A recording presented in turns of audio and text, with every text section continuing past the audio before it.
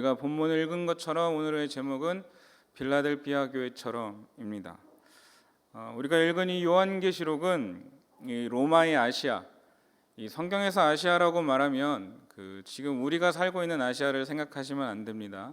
소아시아 뭐 이렇게 얘기를 하면 지금의 터키 지역을 생각하시면 됩니다.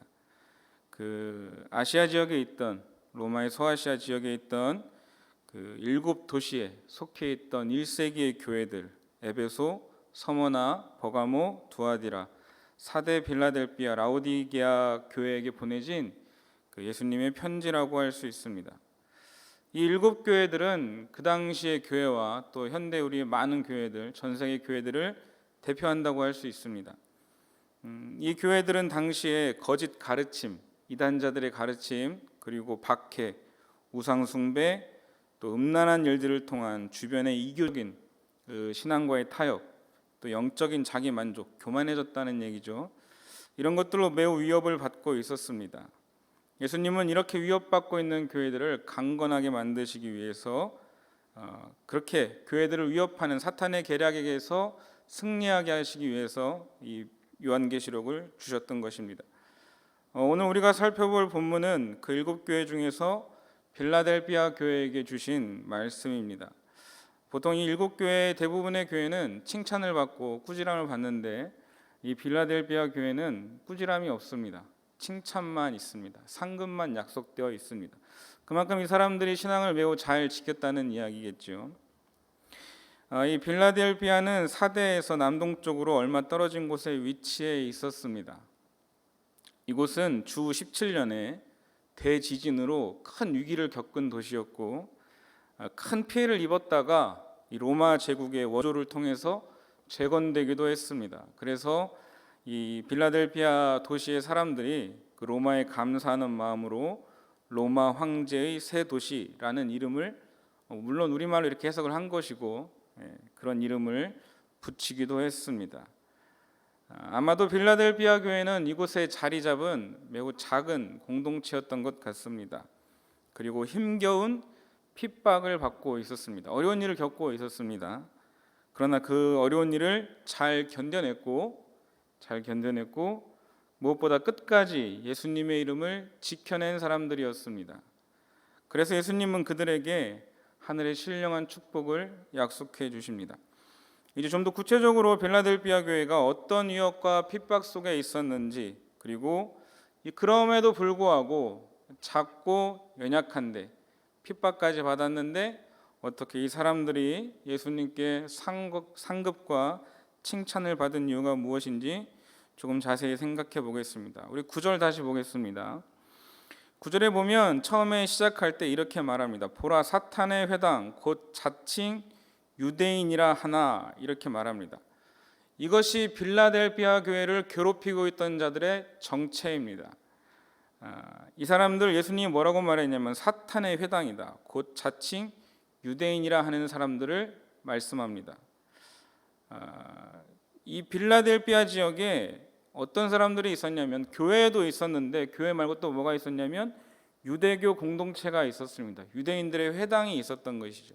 그러니까 두 교회가, 그러니까 유대교 회당과 예수님의 교회가 라이벌 구도가 형성이 된 것입니다. 누가 진짜 하나님의 백성이냐, 이 싸움이 양측 간에 벌어졌던 것이죠. 주먹 쥐고 싸우진 않았지만 이 유대교 회당 사람들은 당연히 자기들이 혈통적으로 아브라함의 자손이기 때문에 우리야말로 너희 교회가 아니고 우리 유대교 공동체야말로 아브라함의 자손, 혈통적으로 선택받은 하나님의 백성이다, 이렇게 주장을 하는 것이었습니다. 당연히 그렇게 주장할 수 있겠죠. 그리고 별로 틀린 말도 없습니다. 혈통적으로만 봤을 때는. 그런데 자기들이 혈통적으로 하나님의 백성이라고 주장하는 이 유대인들 앞에 이상한 사람들이 나타난 것입니다. 유대인들도 아닌데, 이방인들인데, 그런데 자기들이 또 유대인들은 이 예수님을 메시아로 인정하지 않았지 않습니까? 근데 예수님 안에서 우리야말로 하나님의 백성이다라고 주장하는 교회가 등장한 것입니다. 유대교 입장에서는 이 사람들이 아주 눈에 가시 같은 존재였겠죠. 상식적으로 생각했을 때 우리가 신천지나 뭐 하나님의 교회 뭐 이런 데를 바라볼 때 그런 마음들이 있잖아요. 유대교에서도 이 기독교 공동체를 바라봤을 때 아마 그런 마음이 있었을 것입니다. 그러니까 이 유대교 공동체에게 교회 공동체는 아주 불경한 존재들이죠. 자기들 아브라함의 자손도 아닌데, 그리고 예수라는 그 가짜 선지자에게 속아서 자기들이 하나님의 백성이라고 말하니까 유대인들에게는 굉장히 기분 나빴던 거예요. 그래서 이 유대교 공동체에 아마 이 빌라델피아 교회가 큰 핍박을 받고 있었습니다. 그런 핍박 속에서 빌라델피아 교회 성도들은 자부심과 믿음을 잃어버릴 위기에 처했을지도 모릅니다.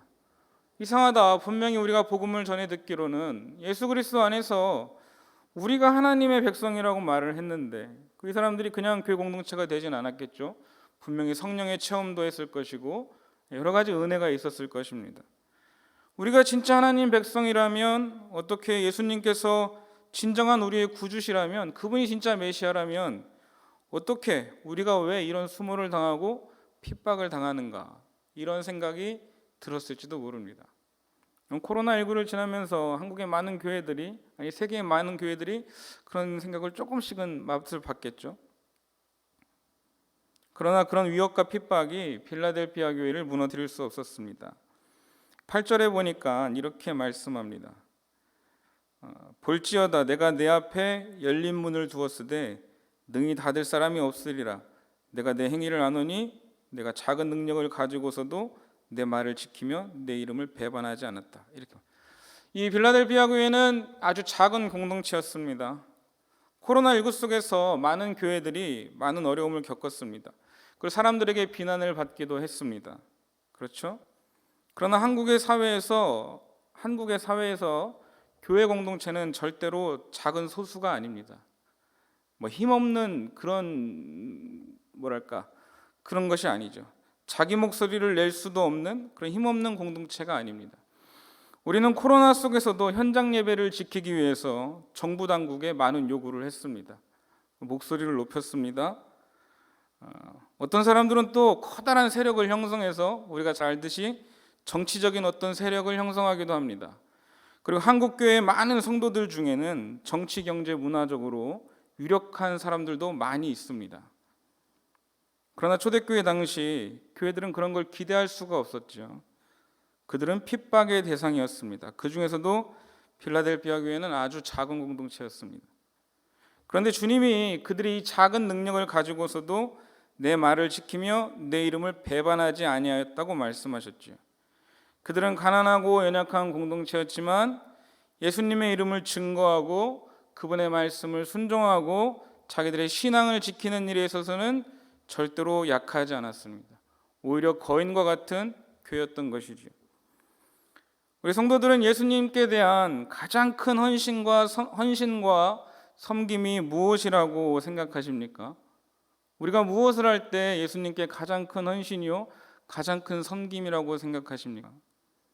그것은 어떤 상황 속에서도 예수님의 이름을 부끄러워하지 않고 예수님을 모른다 하지 않고 그분을 떠나지 않는 것입니다.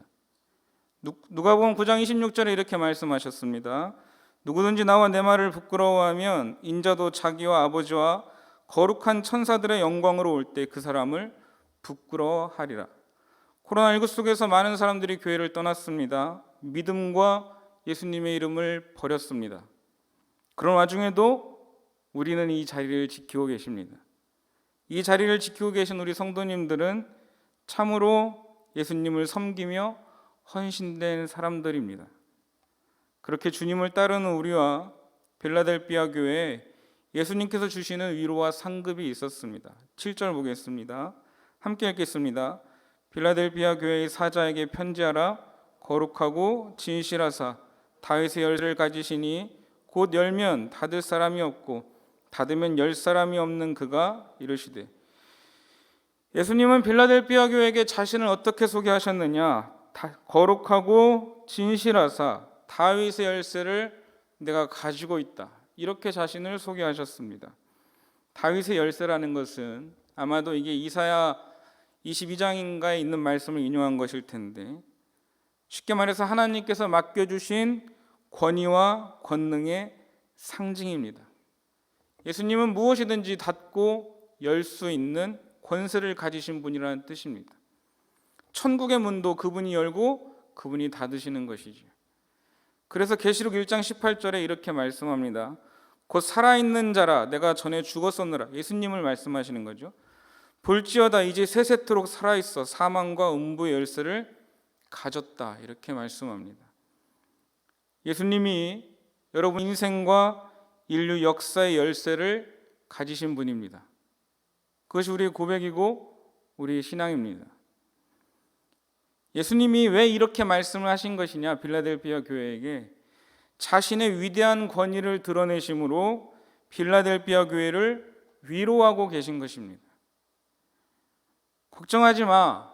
저 유대인들이 자기들이 아브라함의 혈통이기 때문에 자기들이 진짜로 자신들이야말로 하나님의 백성이라고 말하고, 너희 빌라델피아 교회 가짜라고 말하지만 거기에 기죽지 마.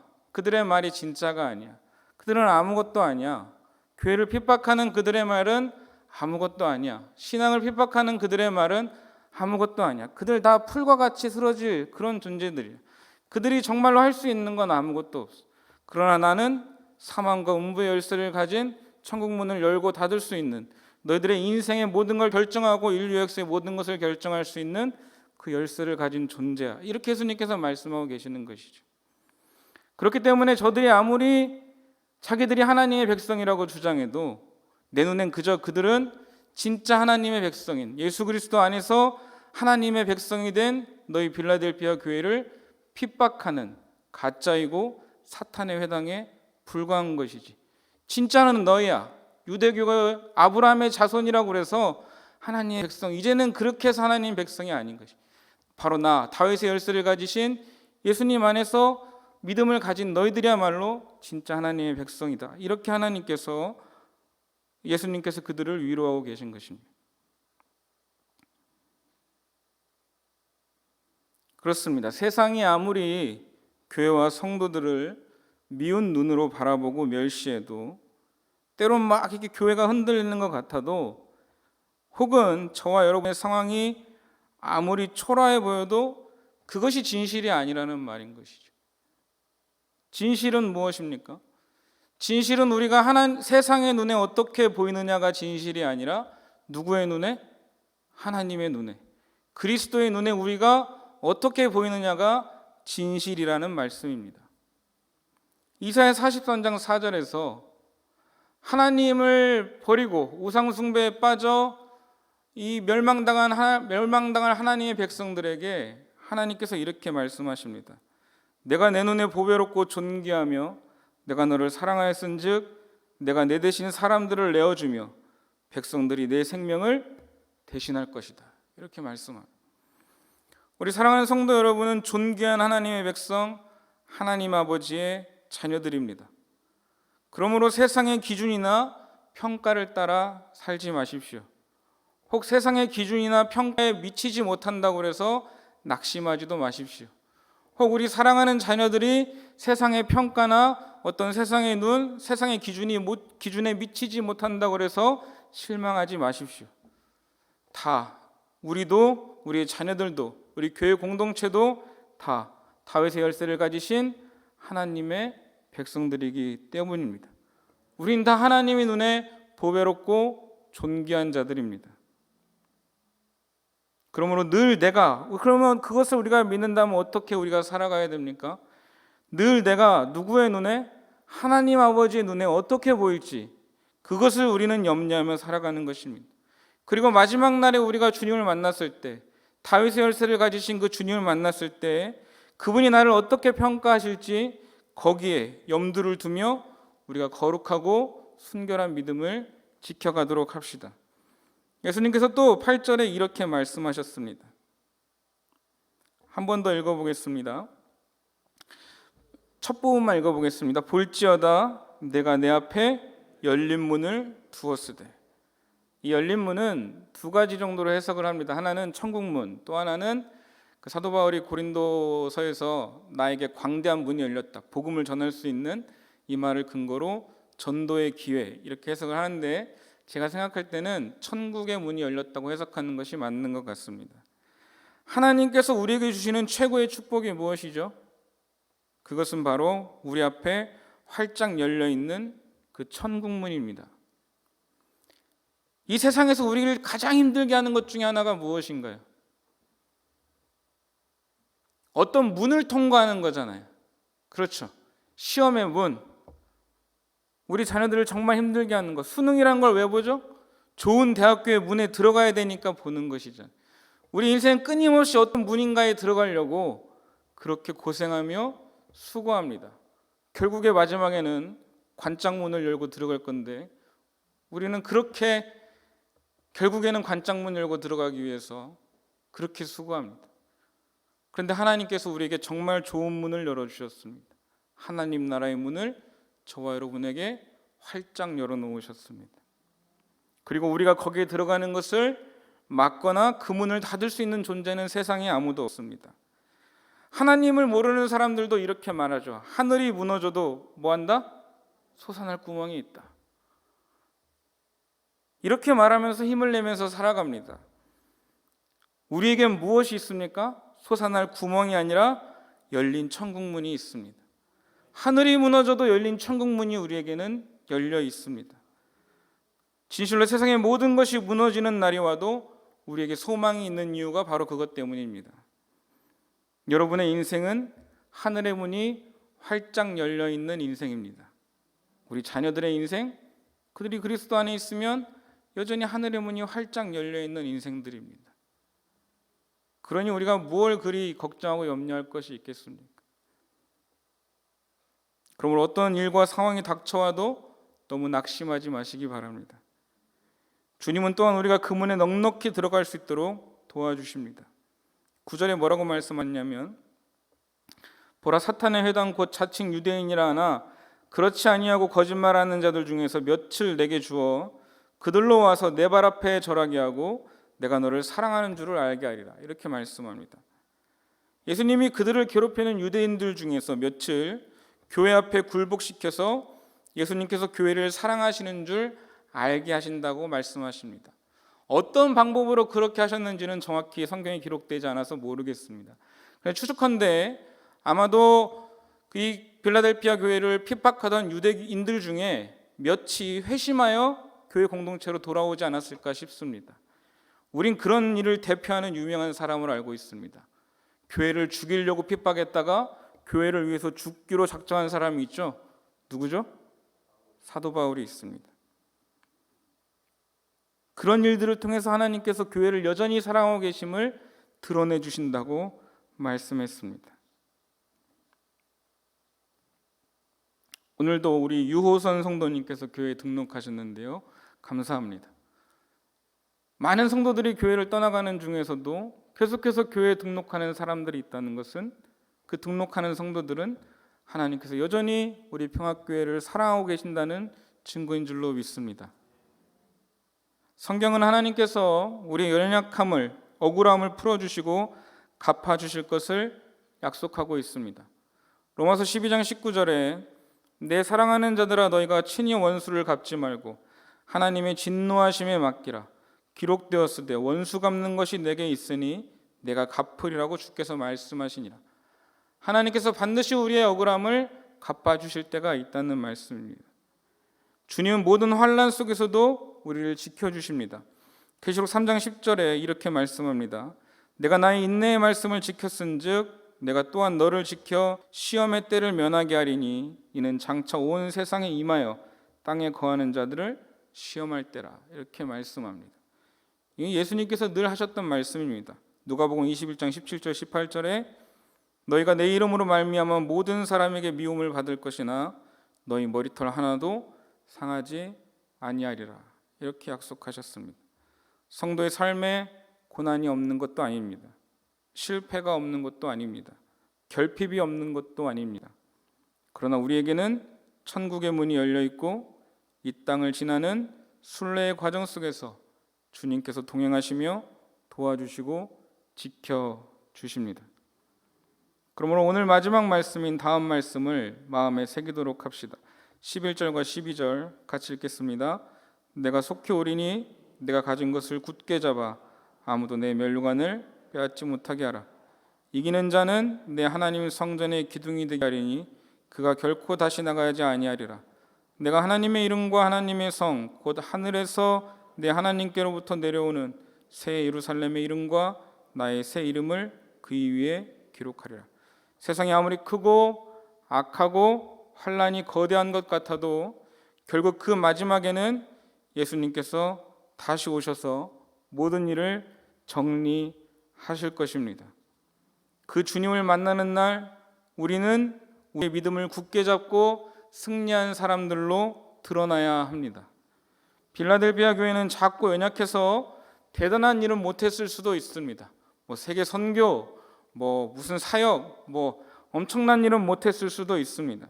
그러나 그들은 어떤 위협 속에서도 어떤 믿음의 시련 속에서도 흔들리지 않고 끝까지 예수님의 이름을 부인하지 않았습니다. 세상에서 떵떵거리며 마치 이 세계의 기둥과 같이 여겨지던 사람들, 주님이 오시는 그날 그 사람들은 다 무너지게 될 것입니다. 하지만 보잘것없던 빌라델비아 교회의 성도들과 우리 성도님들은 우리 하나님 나라에서 예수님의 이름이 새겨진 영광스러운 기둥이 될 것입니다. 왜 이름이 새겨진다고 그럴까요? 우리 청년들 가장 좋아하는 연예인들 만나면 가장 먼저 뭐 하겠습니까? 노트를 꺼내든가 아니면 자기 옷을 내밀면서 거기다 뭐 해달라고 하겠어요? 사인해달라. 연예인 너무 좋아하지 마세요. 남의 인생에 너무 자기 인생 투자하지 마시고 그것이요. 그 이름이 새겨진다는 것 얼마나 영광스러운 일입니까?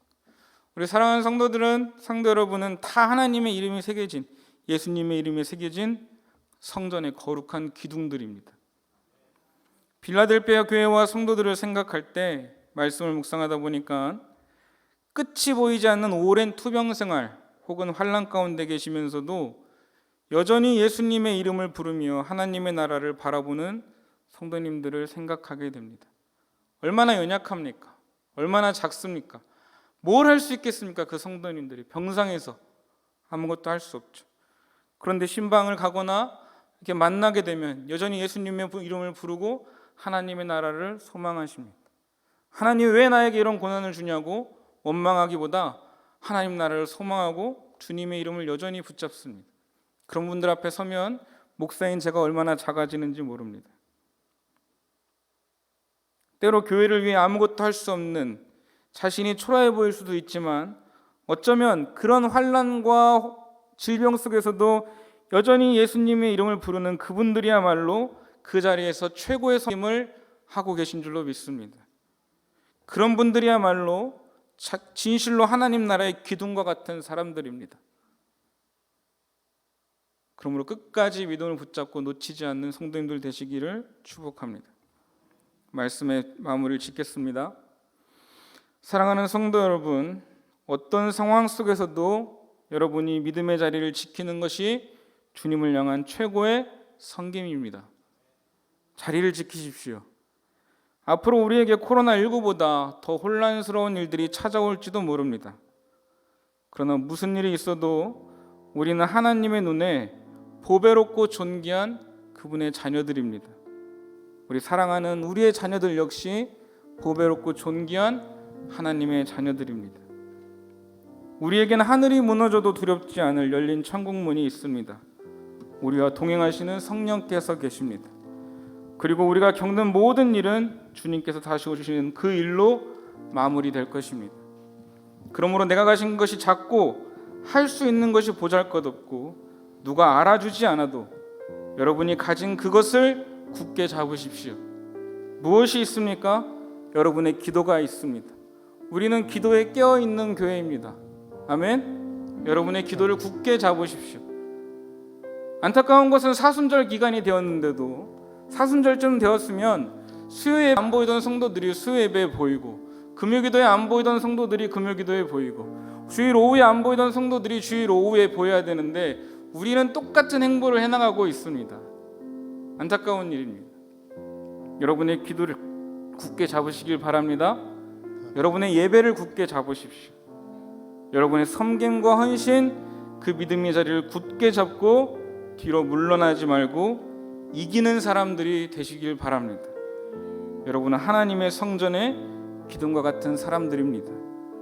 우리 시간 나른한 오후인데 다리가 불편하지 않으시면 우리 들은 말씀을 생각하면서 자리에서 일어나서 우리 주님의 이름을 한번 영광스럽게 높여드리는 주님의 찬송을 부르고 함께 결단하며 기도하겠습니다.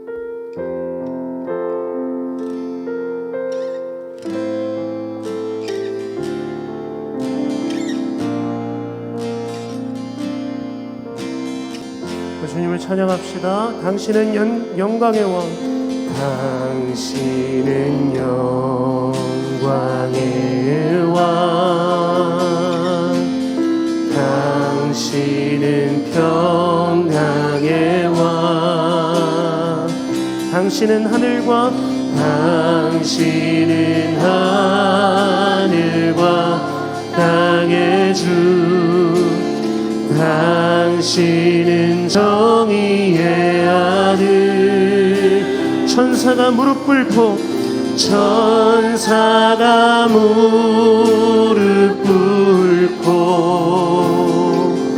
예배하고 찬송하네. 영원한 생명 말씀, 당신은 예수 그리스도 주. 호산나 다윗의 자손께 호산나 불러 왕 중의 왕. 높은 하늘에 영광을 예수 주 메시아. 한번 더 찬양합니다. 당신은 영광의 왕, 당신은 영광의 왕, 당신은 평강의 왕, 당신은 하늘과 땅의 주.